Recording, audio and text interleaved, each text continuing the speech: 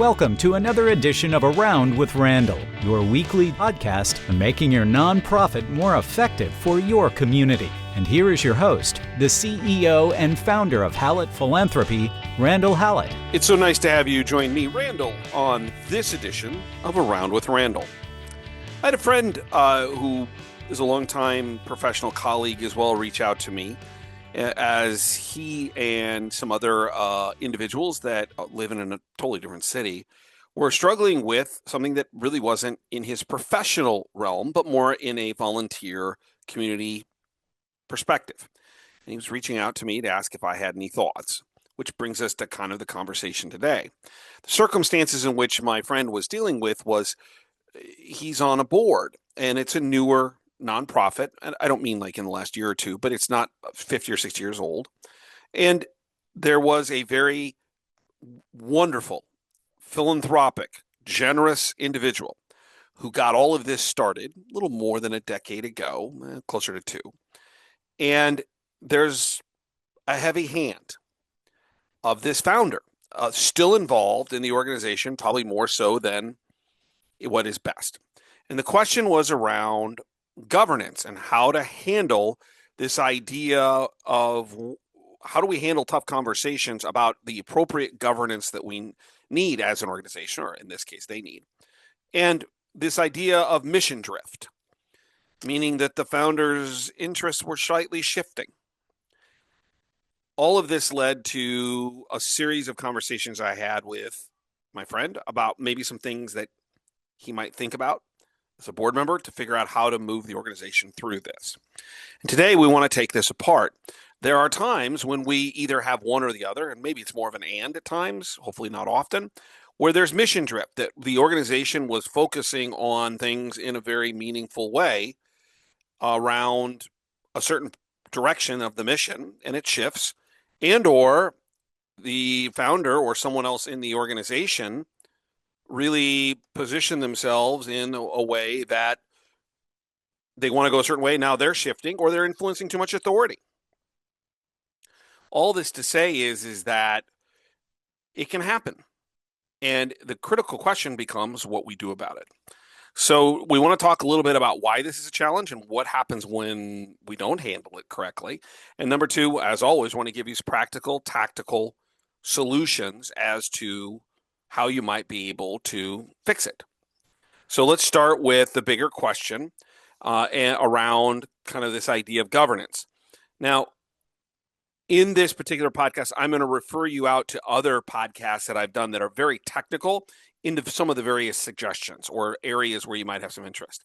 The first is if you want to talk about good governance overall, you can go back and look at episode 68 of Around with Randall. But that leads you into kind of a broader question about some of the processes that are really important. Why is this a challenge? What are the outcomes when we don't take care of governance in a proper way and have mission drift or possibly a founder who's pushing us in certain directions that we don't want to go? Well, the first is that there's confusion, and really confusion on multiple levels, but most importantly with our stakeholders, is that we have challenges around people having lots of options to make gifts, but to different nonprofits, but all of a sudden they're confused because they're not quite sure what we're doing, or maybe what you're doing, what the nonprofit's doing. So they, in that beginning of that straying, if we're really doing our job correctly in terms of building relationships with the community, we're asking people what their passion is, and we're connecting it back to what our mission is. And you start moving away from that mission, and that connection changes. And obviously, that hurts finances. That hurts fundraising. That hurts connection in terms of community leadership. This can lead to really some issues about where maybe some of your most loyal donors start restricting gifts in incredibly limited ways because they're concerned you're not going to do with the money what you promised. Trust is broken. Number two is it leads us into this idea of credibility. When drift occurs, or there's confusion in governance, or people aren't sure what the mission really means or what you're trying to do to execute on that mission, this trust begins to diminish. And particularly in the world in which we live, where larger donors, and maybe you are, or an organization you work with, is receiving government support I work with a couple of nonprofits in the mental health, particularly with kids, where a large percentage of their revenue is government support, Medicaid in particular, or other programs that state governments primarily provide. Well, you don't want to lose that trust and faith, that credibility. So it means that your community partners can walk away very quickly. So number one is confusion. Number two is trust.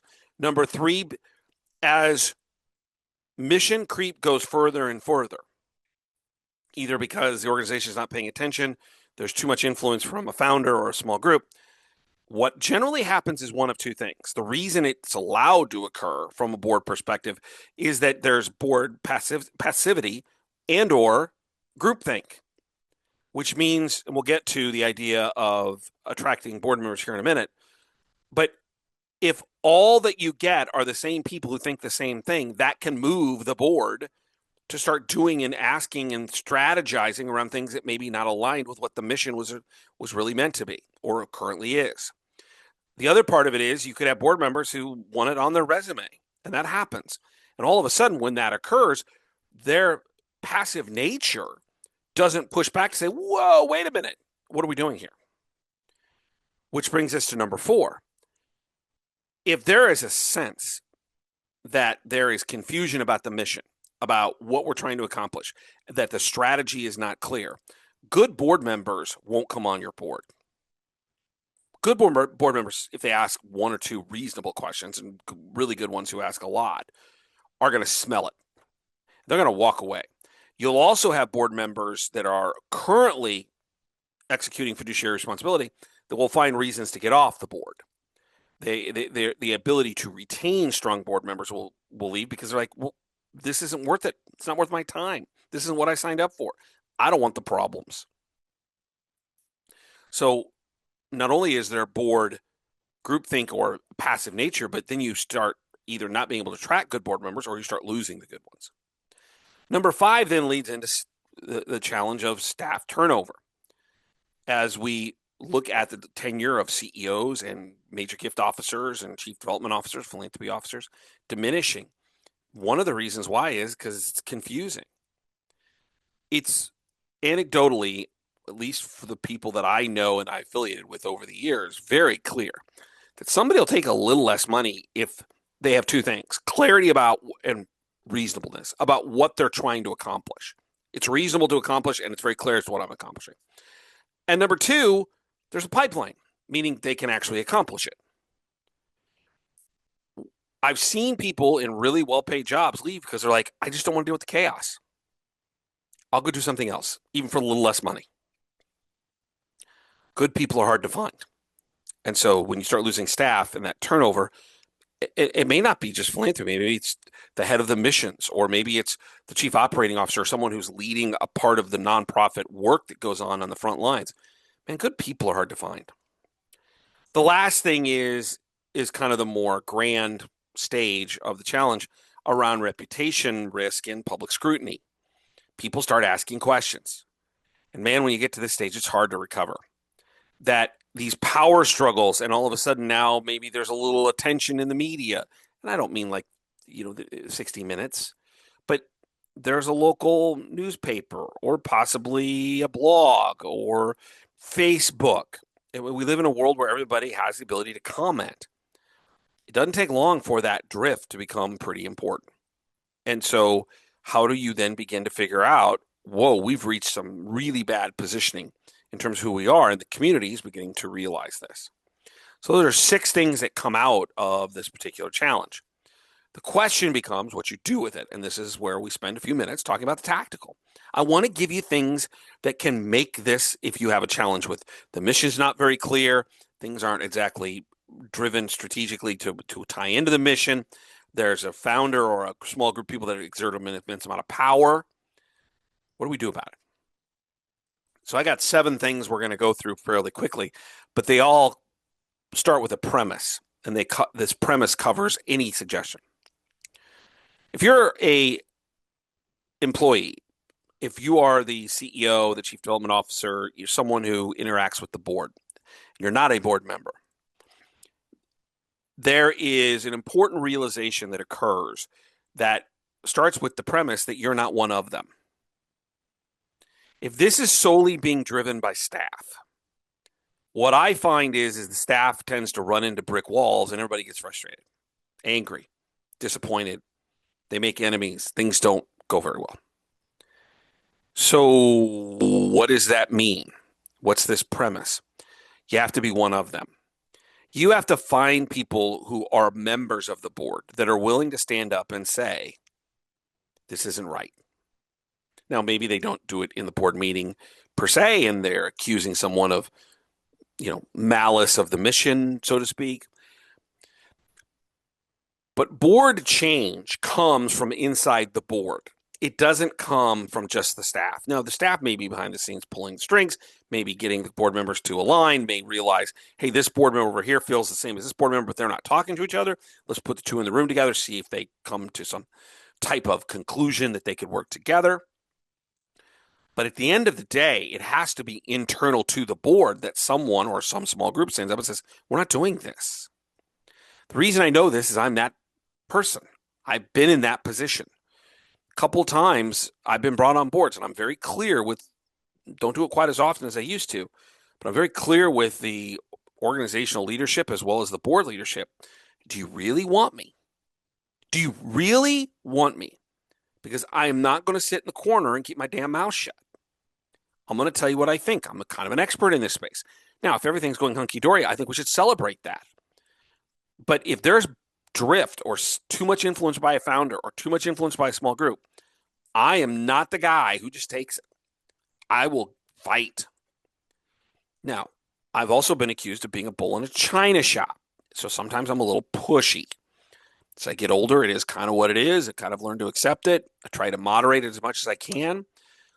But you're going to have to find board members that are, in a way, aligned with this concept. They're willing to do some of these 7 things. They're willing to push for things, to do the right thing. They're willing to find other people like them who are willing to say to the power structure, the founder, the mission drift leaders, no.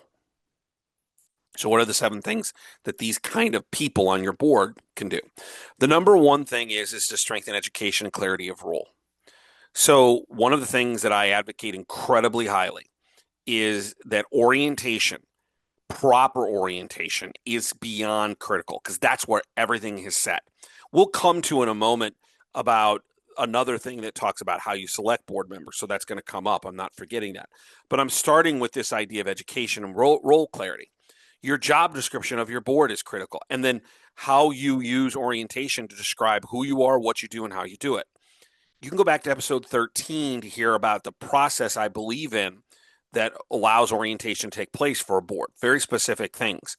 But if there's not annual conversations around fiduciary responsibility, strategy, strategic relationships, where the organization's board is versus the organization's staff, what roles they play, all of these things need to be reinforced to ensure the board's doing the right thing. So number one is, what is our process to educate who it is that's leading us, the board members, as to really what they should be doing? Number 2 is a constant process of reviewing the mission, especially if there's a little bit of drift or there's a push to move away from it. I'm not saying that missions shouldn't adjust a little bit. If you're a nonprofit that serves people in, and this is a terrible example, but you get the point, in the horse transportation business, over time, over the last 50 years, 75 years, 100 years, 150 years, that's changed. There ain't many people riding horses to work. So it's not that missions can't change, but if there's a radical change and doesn't align with what we actually should be doing, that's a problem. Number 2, if there is mission change, it should be discussed and voted upon by the board. It shouldn't be subrogated to some corner. This means periodic review, conversation, really ensuring that the programs and the things that we do, the strategy, the fundraising that we're communicating out and relationships we're building align with what we're stating as our mission. So number 2 is a constant conversation about mission, vision, and the values that those deliver. Number 3 is critical, is ensuring in your bylaws and that they are not ignored or overruled or just plain say, I don't like it. You need to implement and enforce term limits and succession planning.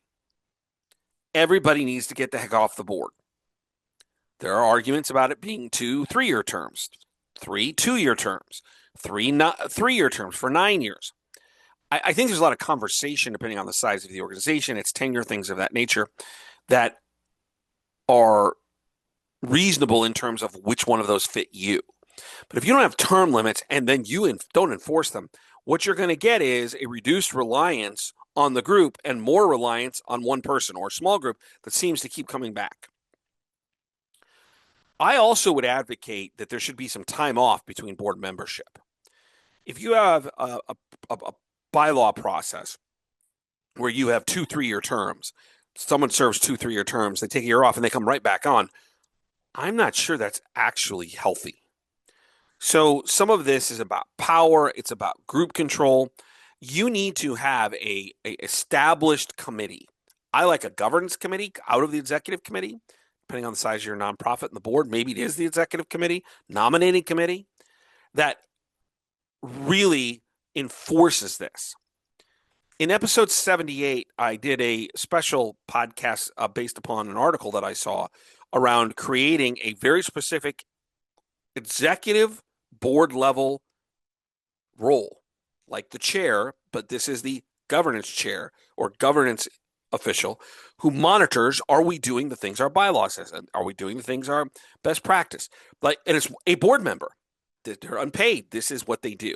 Episode 78 might give you some tools that allow you to highlight, change your bylaws if you need to, someone to enforce the good governance that you're looking for.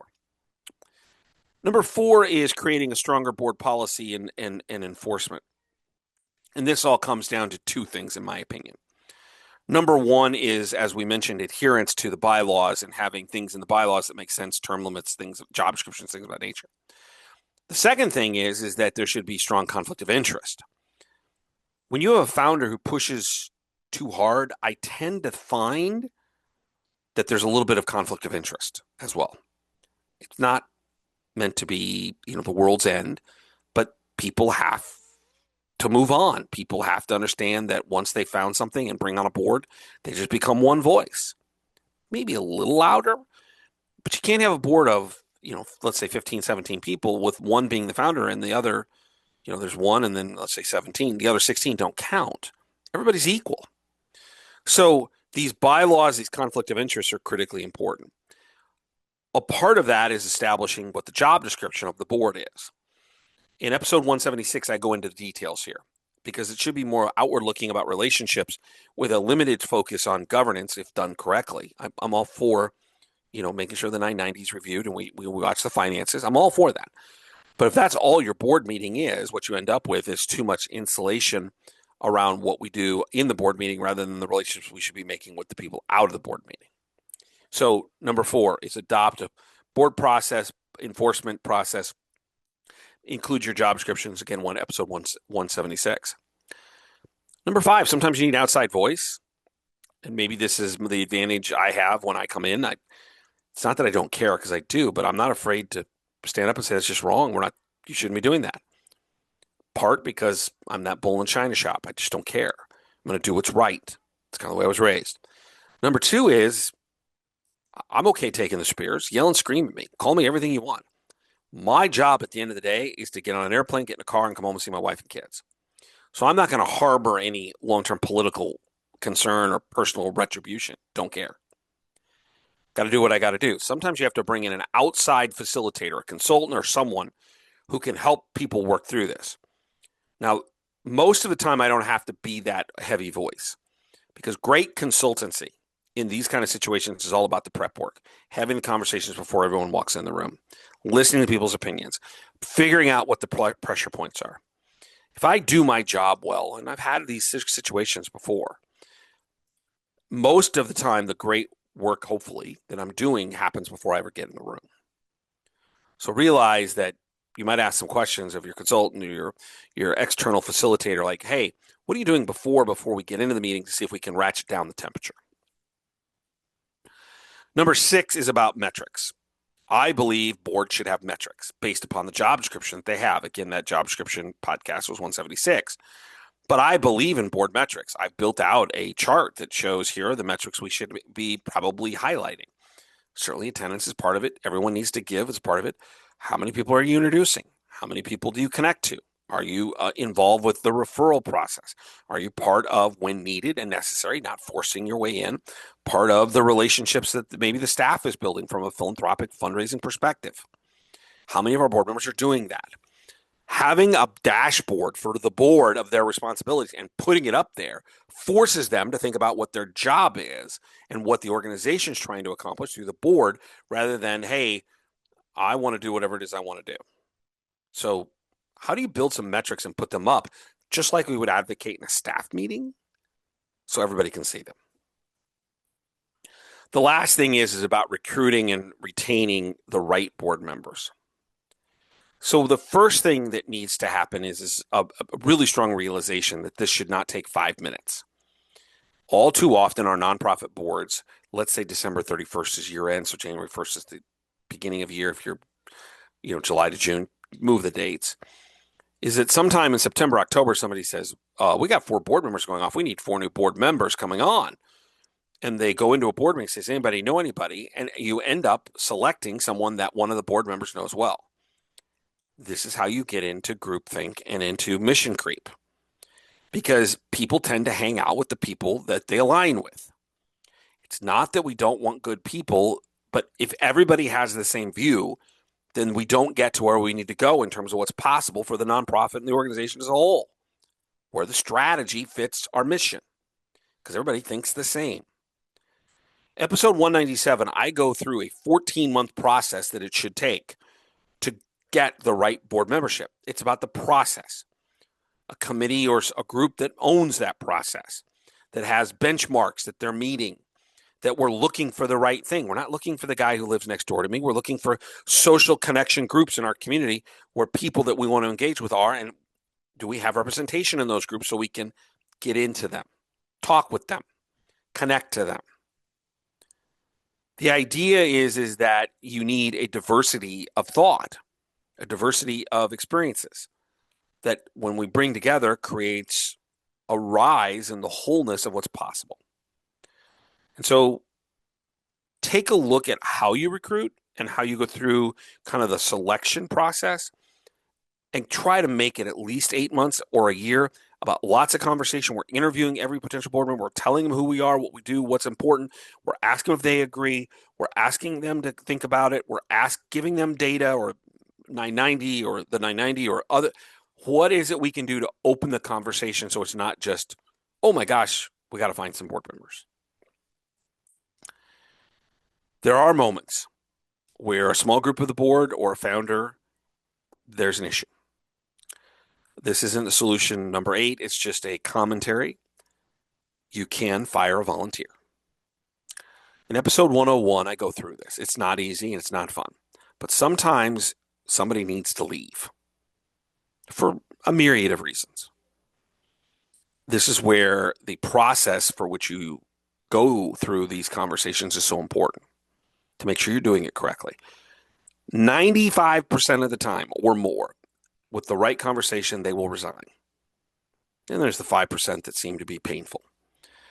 But my greatest counsel is that you look at it in a holistic way. And episode 101 can help you fire a founder, fire a board member, fire a volunteer in the right way, so that the organization, which is the most important, and its mission live.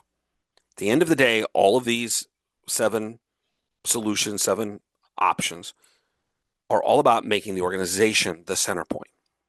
Not an individual, not a small group, but the work that the organization does to make the community a better place for the people it serves, for the community that it should be serving. And if nothing else, you center around that, you'll be okay. You will find your way. This is not easy. These can be painful and emotionally charged conversations and issues. But anything worth having is worth fighting for. Sometimes we have to lean in and accept that. I'm hoping today gives you some of those solutions and options to really make sure there's not mission creep, There's not a founder who's pushing in too far. Small group exerting too much power, really driving possibly what's in the best interest of the nonprofit in the short and in the long term. Don't forget to check out the blogs at Hallett Philanthropy. 2 per week or so. I write about a lot of different things, from things I see in the world to nonprofit work. HallettPhilanthropy.com/blogs. You can get an RSS feed right to you. 90-second reads. Just things that are maybe get you to think a little bit, maybe of interest. And if you'd like to reach out to me, it's podcast at HallettPhilanthropy.com.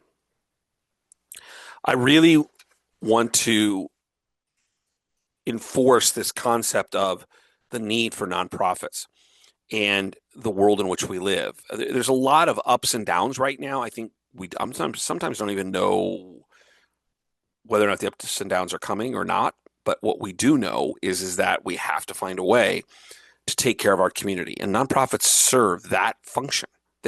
It's the whole filler between for-profit business, free enterprise, who doesn't want to do what nonprofits do because it's not profitable. And number two, the other side is the government. 1 is free enterprise, 2 is government. You go, I guess, renumber it. But in the middle is a hole. That's what nonprofits do. We take care of the people who fall into the hole, who don't fit over there, and the government can't help, but free enterprise doesn't want to. Remember, some people make things happen, some people watch things happen, then there are those who wondered what happened. At the end of the day, you're someone, you work with someone, you're part of a group of someone's who make things happen for the people and the things and the priorities of our community that are wondering what happened. That's pretty cool. Hope you feel that. Hope you know that it's important. I hope you feel, hey, even though there are challenges like our misaligned board and mission drift, I'm making a difference. Whether you're a volunteer, CEO, chief development officer, gift officer, operations person, database, whoever. Thank you for what you do, because you're making a contribution to make your community through an organization better. And that's what a wonderful gift. What you deliver every day to people who are needing it. I'll look forward to seeing you the next time, right back here on the next edition of Around with Rand. Don't forget, make it a great day.